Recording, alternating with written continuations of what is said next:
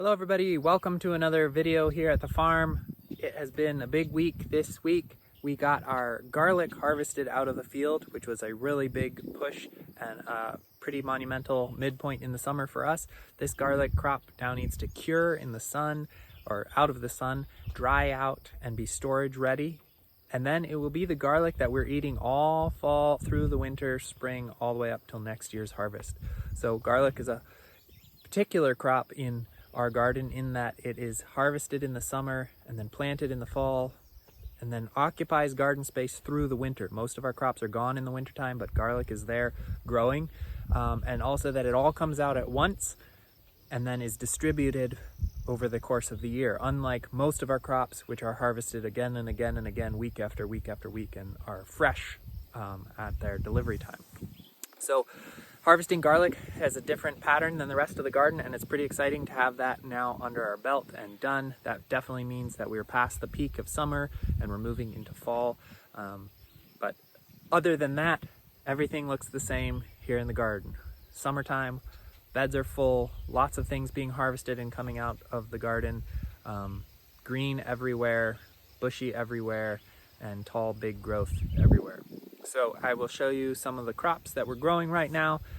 You can see them in the store. Please place your orders, get what you can, enjoy the feast. This is the time of the year for feasting. All of the produce is fresh. There's an abundance of kinds to be making salads and all kinds of interesting dishes with all the various flavors and textures and colors that we've got going on right now. So please enjoy it. Invite some friends over, make something wonderful, sit outside and enjoy that feasting, because that is a particular time in the garden. We're also getting our first tomatoes are just coming in. We've had just a few. There's some more ripening on the vine, so those will probably not be in the store quite yet this week, but they are definitely close at hand, which is really exciting because tomatoes are another signal that we are in peak harvest time of the year and we're getting maximum of everything. So that's pretty exciting as well. We've also had some trouble with the layers again this year. We've always had trouble with our layers in the wintertime, keeping their egg production up. But this past winter, we were able to finally iron out the last details of that and dial in our management. It required a lot of fine tuning of a few variables, and we figured that out, kept the egg laying high throughout the winter, which was really important and exciting. And things were looking good until this year. We've had more predator pressure than we would like. And we got geese last year that seemed to completely eliminate the predator issues, but this year they have not quite taken care of it. In fact, yesterday there was an eagle sighted swooping down and nailing a layer and carrying it off. So we need to do something about that, and we've got some troubleshooting to do to keep those eagles away. Pretty difficult to keep a flying predator away. A fence is not going to work. We've already got loud, obnoxious geese out there trying to keep things away. So keeping eagles away is going to be a challenge, but we've got some tricks up our sleeve, and I will show you the coop out there and what we're thinking for that, and you can track with us to see how it goes. So let's go take a look around the farm, see the garlic that is already harvested and curing, see the layers, and yeah, see what else has happened. Let's go. The pasture is about the same as it has been. Lots of grass, plenty of rain this spring, and tons of grass is growing. Seed heads are developing, a lot of flowers. The dairy cow is doing fine. No calf yet. We're wondering if she really is pregnant. We never did get her preg checked, so we are not entirely sure.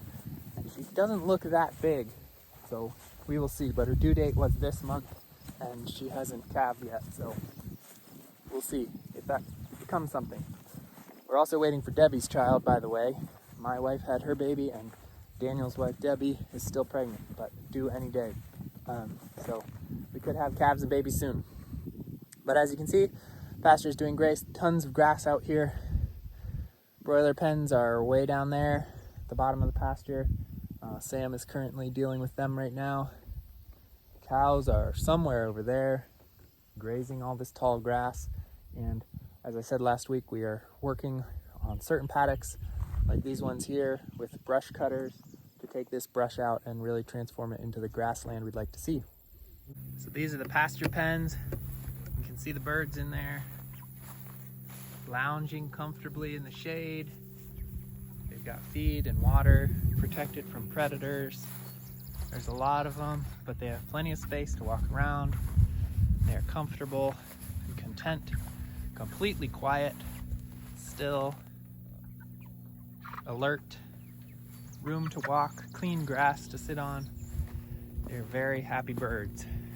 We also have these batches, which are smaller. These pens are staged for the birds that are in the brooder right now, and they'll be coming out very shortly, and that will be good. So then we will have 1, 2, 3, 4, 5, 6, 7, 8 pens full of chickens, fertilizing and manuring this ground, which is looking pretty good. It's been mowed once, which is great, knocked down all the brush in this whole area, and the grass is really green where the birds have been, kind of poopy where they have just been, and ready for a dose of manure where they're going. So these are the second to last birds will be filling these pens, and they'll be traveling up through this area, and then we'll have one more batch of birds behind them that will kind of hit that area over there. And then this whole section of the pasture will be much better than it was in the past. There's Sam. Sam's our animal manager this year. He's doing great work staging these pens, turning them, prepping them, mowing in front of them, just totally revitalizing this area of the pasture in a very systematic way, day by day, moving pens a little bit each day, and made a lot of progress from up there in the beginning of the year when it was still crappy ground.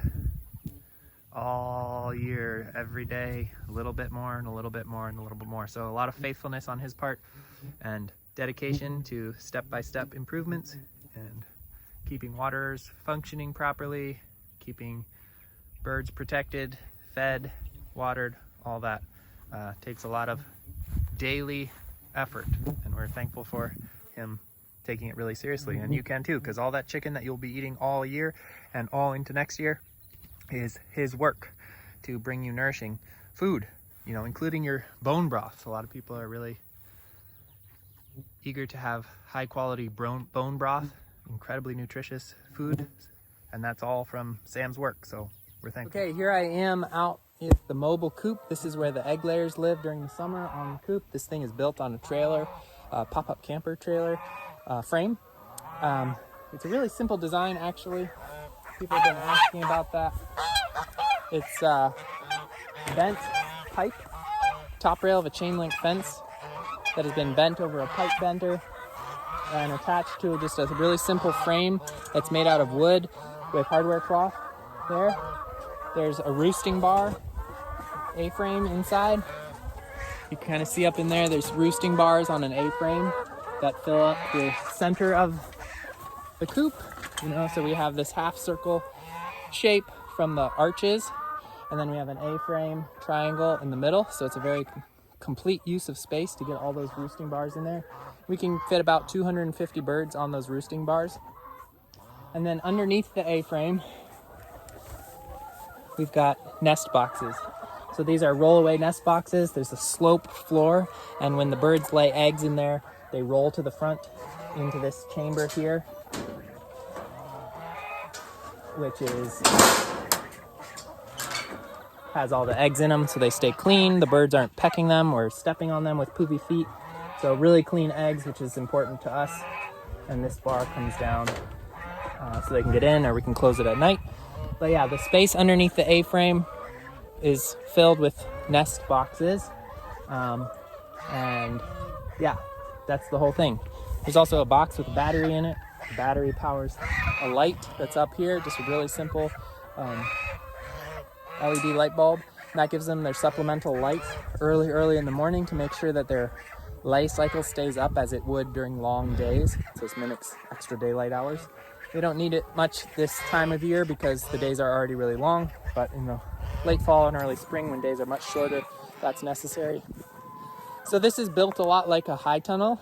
It's got clear poly plastic over the top, ropes just to keep the plastic from whipping around and blowing. And then we've got another tarp over top to keep it shady in there so it doesn't heat up.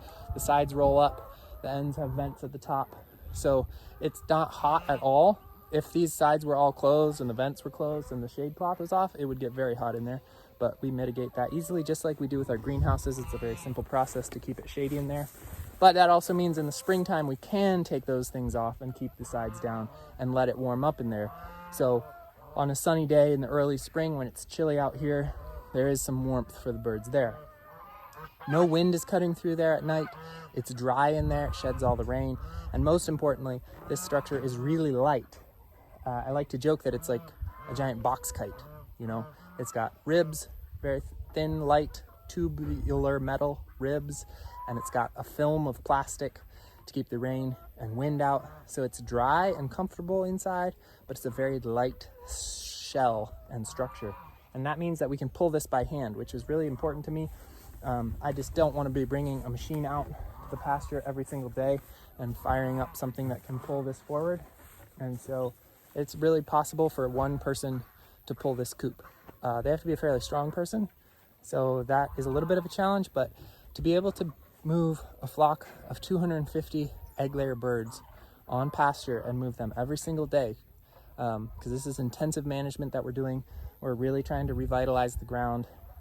To be able to move it every single day and get that level of, that high level of movement and be able to do it by hand is really actually amazing. Not a lot of farmers do that. Usually they have to bring a machine out to move their coop because it's too big and bulky, or they have a much smaller flock because they want to move it by hand, or they have multiple little coops that they move by hand. But this was our attempt to bridge that gap and find the absolute balance point between large enough size to be economically viable, 250 birds, and small enough, a light enough coop that we could still do by hand movement. So the worker can come out on foot, move the coop, feed and water, do everything out here. In the afternoon, come out on foot, collect eggs into a crate and carry them back on hand. So we never have to use a machine, which is pretty cool. And our pastures are small and kind of near the home base, so there's not a huge distance to go. But even so, pretty cool. So that's the coop. You can see it's got little car jacks under the corners to keep it level. That's important so that the rollaway nest boxes work properly. And yeah, it's predator proof once the sides are rolled down. At night, nothing is getting in there for a long time. The vents up in the top corners were open and owls were going in at night and killing birds, and that took a while for us to figure out what exactly was happening there. But we closed those up with chicken wire, and it's doing great. And there's a solar panel on the top that can charge that the roost nest box opener. Those are automatically opened early in the morning so that birds are not roosting inside the nest boxes at night and pooping in there. It stays very clean. But then the boxes are open first thing in the morning at sunrise, and we don't need to get out there quite this early. So having a little bit of solar automation on the coop allows us, our quality of life, to go way up. Nobody has to be out here at crazy hours. We can come out at a modest hour and do our morning chores, and then close it all down at a modest hour in the evening when we'll be done working, because quality of life is really important for us if we're going to be sustainable. We've worked a lot of long days in the past, and while you can do that for a little bit, at some point you need quality of life or you're just going to give up on farming. So that goes for like pay and for just time off. Farmers need to have realistic pay and realistic hours of work, or else you just can't do it for that very long. So this is our coop, and it's pretty cheap, it's pretty light, and it's pretty good. We've been trying to achieve a coop like this for several years. There were many iterations of this, and even this one's not the best. There's more tweaks that we can do to make it even better, but I like that it can hold so many birds and yet be movable by hand, and so simple. The materials used are pretty cheap. So that's that. The geese want to say hello. These are the geese. They are our guardian geese. And last year they did a great job of warding off aerial predators. We were super thankful. As soon as we got them, the aerial predators stopped. And that was awesome. We thought we had finally solved our aerial predator problem. But as I alluded to earlier in the video, just the other day we saw eagles circling, and actually Sam saw an eagle when he came out to do chores take off with the chicken in its talons. So we've been frustrated that they are returning and killing birds and carrying them off, so you don't even necessarily see that it's happened. But thankfully he did get eyesight on it, saw that it was happening, so we do know that that issue is continuing to happen, because we don't count our birds every single day, so sometimes it could happen for a while before you realize what's happening. So we got to figure out how to keep those eagles away. One thing that we're probably going to try next is to have a very small spool of wire or fishing line attached to the peak of this coop, and basic hook handles on the ends, and be able to run those out to the fence. This electrified netting fence that goes all the way around where the chickens are keeps ground predators out and keeps the chickens in to a certain extent. But being able to hook on to the top of that and run a line up to the peak of the coop might be a simple solution to deter those predators, because they don't like to come down into small spaces or where there's lines and things that would disrupt their descent and their takeoff. And so we're wondering if we can get a few lines on a quick spool that doesn't take that long to roll up and down, and just run them out to the corners, maybe 4 corners or a couple lines, just to cut up this paddock section, because we have a large fence area.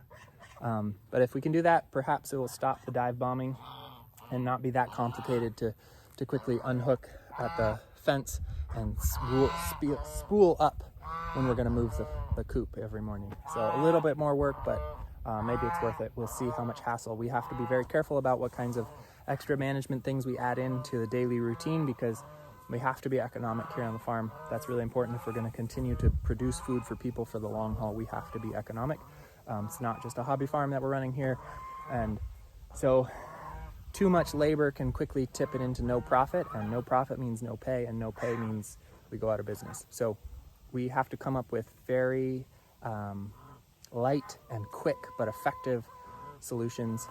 There's a couple other things on the marketplace that supposedly keep aerial predators away, and we might try some of those.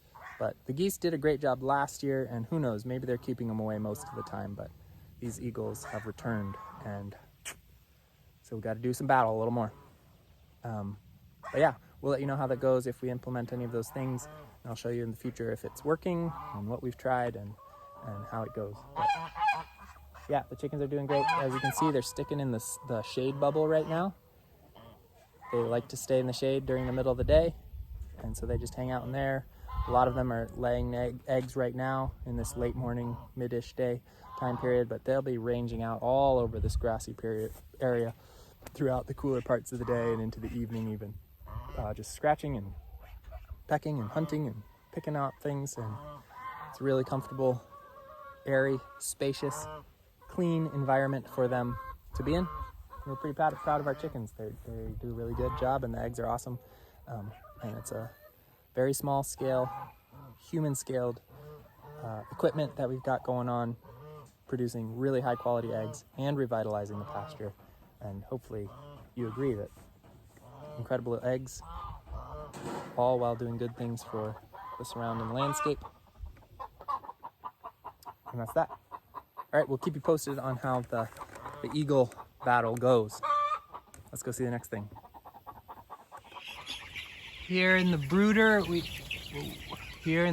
we've got our last batch of chicks. They just arrived in the mail the other day. They're a little bit startled by me in the camera, but they've got 8 weeks before they will go out, and they're the last batch. So we're getting into the second half of the summer. And then here in the larger brooder, Sam is loading up these broilers, who now have their true feathers and can regulate their body temperature, loading them into crates, and then he'll take them out into pasture and put them in those empty pasture pens. So they are ready to be on pasture now, and they'll be happy to make that transition. So still doing broilers, but we are nearing the end.